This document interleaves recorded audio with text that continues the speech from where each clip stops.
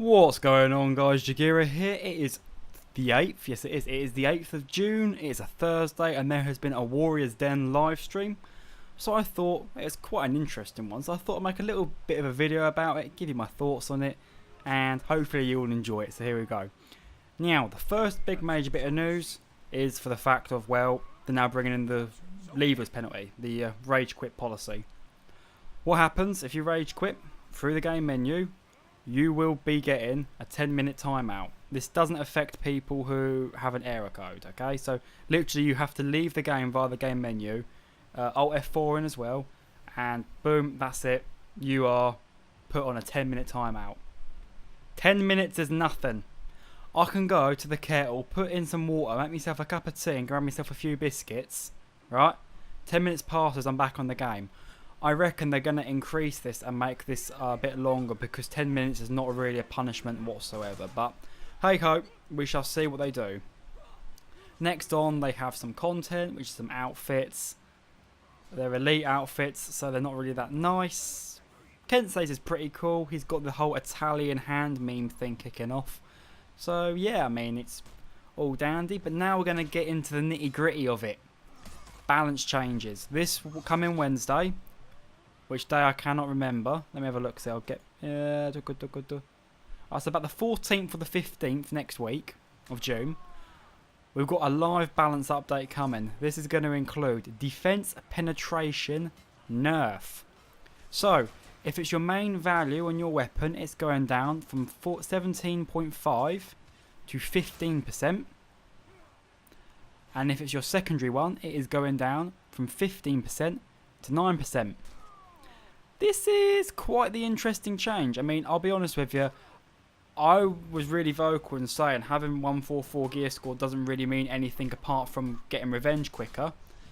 And revenge is nothing anymore because of a wonderful thing called Centurion. So it's going to be nice to see in this buff. Well, it's a buff to defense, but a nerf to defense penetration. I'm going to enjoy this and see what it does. I will say though, if you've already thrown all your steel into upgrading your gear and getting that 144 gear score, don't worry. I can't see this being too big of a change that is going to be meta defining, but nonetheless it's a nice little tweak. Guard changes, quite simple. Everyone now has the same guard speed, so Law Bro over here, he can match Peacekeeper. Fan Dabby Dozy, wonderful. Kensei, Helm Splitter, uninterruptible on block, same with Swift Strike. This is so big for the Kensei because his mix-up potentials were always stopped at the beginning because you just block Helm Splitter. That's it, he can't really start. Now he blocks, goes to the unblockable over the head, cancels that side, back to Helm Splitter, does it again. It's going to be very powerful. Kensei's still not going to be as good as... Well, sorry, Kensei's not going to be good up against Lawbringer because, as we know, Lawbringer, shove, Helm Splitter, poof. What this is though, it's going to reward the Kensei if they're playing against bad players who just do not parry and just do nothing but turtle and block. So this will be really interesting. Shinobi's had a nerf to the kick, thank God. Double dodge, you can no longer go into a guard break. So you're going to have to double dodge, wait, then guard break. So that will be pretty interesting. Stamina's increased across of it, and there's been a change to the uninterruptible part of it. It is now later on in the move, so you can start, or you can cancel, sorry, the start of it. I'm not too sure how well that's going to work out. I look forward to seeing, but I mean that was a big thing for me. It's like you'd see the Shinobi, you'd hit it, but he already was uninterruptible. So that'll be nice. And Warlord has had something that I really like. Oh, I'm sorry, I forgot to say double dodge, sidekick. It takes a lot longer to start up as well. Warlord. Throw range reduced. Previously, Warlord could throw anyone in an omnidirectional area for 10 meters. Right, so anywhere around him, he could chuck you for 10 meters. Now he can only throw you 10 meters to the front and 3 meters to the left, to the right, and to the back. It's quite the nice change because, you know, they were saying like you could be facing away from a target. The Warlord's got his back to it. He does nothing but turtle, parry, guard break, and then he'll throw you 10 meters back off a cliff, you're dead. It'll be a good change to those Warlords who do nothing but environmental kill. And Centurion, no changes whatsoever. So for anyone struggling against Centurion, I'm just going to say this one thing, just dodge. Literally, I cannot believe they've not changed it. But they said they're still working on it and they want to make sure they do things correctly because they don't really want to break the character. Whatever. We now go on to the feats. And this is the real big thing that I'm looking forward to because I play a lot of Dominion and Elimination. I like these game modes. They're not as turtley as 1v1. So, I mean, yes, I play Lawbringer. I have to be a turtle. But like when you're up against Peacekeeper who does nothing but turtle, you've got to like... Anyway, I'm going to rant. I'm going to stop. Back to feats. Revive faster feat. Decrease in revive time gained from this feat cut to a maximum of 25% from 50%. That is huge for a Shigoki because a Shigoki with uninterruptible stance, right? He could literally resurrect his teammate and you cannot damage him quick enough to stop him from rezzing his teammate because of the uninterruptible stance, right? This is going to stop that because it's going to take longer. That's beautiful. Revenge attack. So for Orochi who has...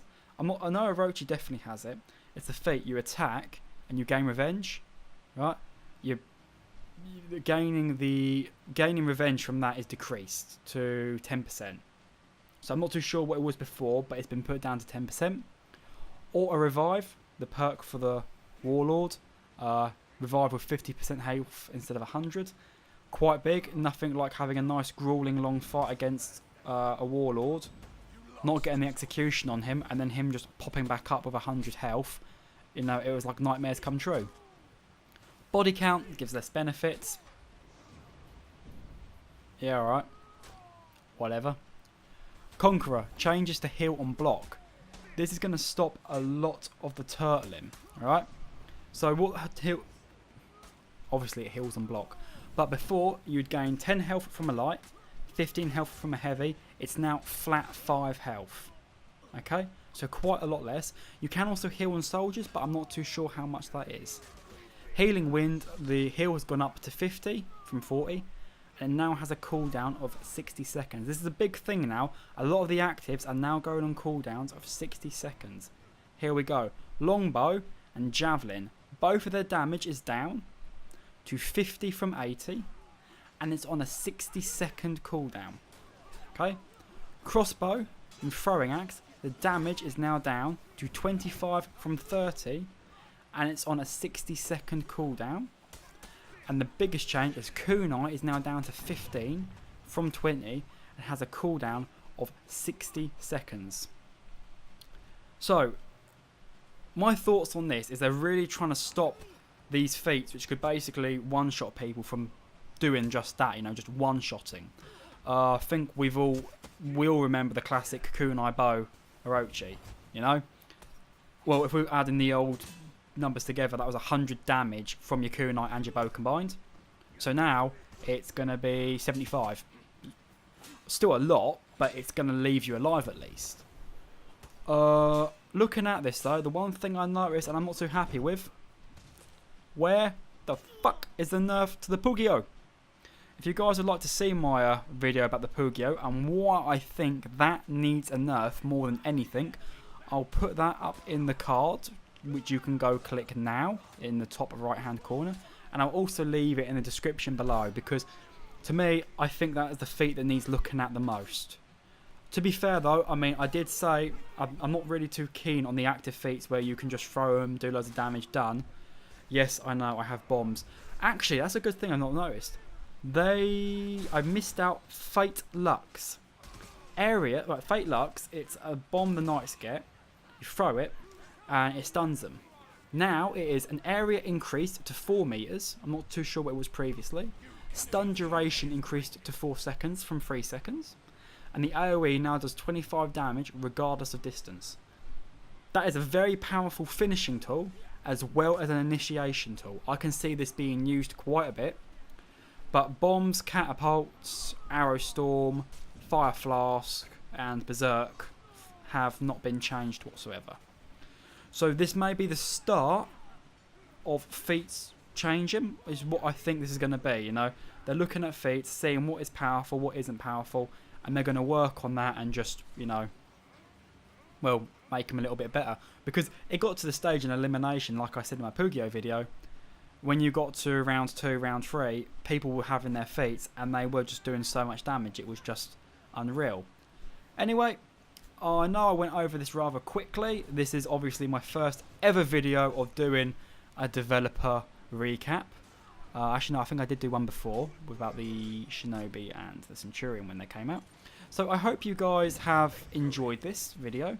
If you did, please leave a like. If you really enjoy my content, leave a subscription and become absolutely awesome. You guys have any views or any comments you'd like to say, please put them in the description below. That would be fantastic. And one messed up there. Anyway guys, thank you for watching to the end of this video. I've been Jagira, you've all been awesome, and I'll see you all next time. Bye bye.